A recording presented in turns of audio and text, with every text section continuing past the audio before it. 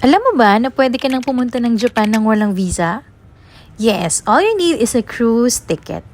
For as low as $349 per person for 6 days and 5 nights, makakarating ka na sa dream destinations mo.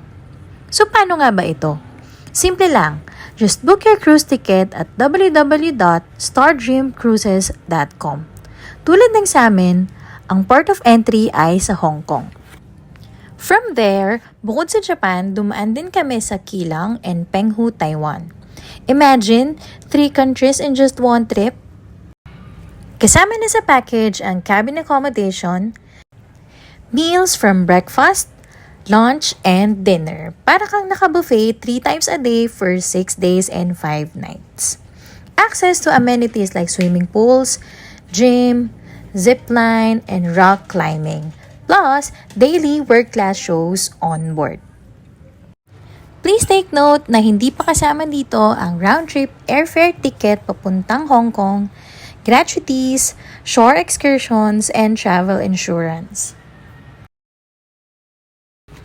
Meron din pala silang ibang mga ruta, may mga papuntang South Korea, iba't ibang parte pa ng Japan, at may mga available slots pa for September, October, and November 2025.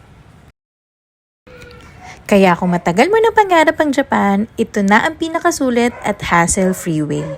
Book your cruise ticket now at www.stardreamcruises.com and live your cruise dream.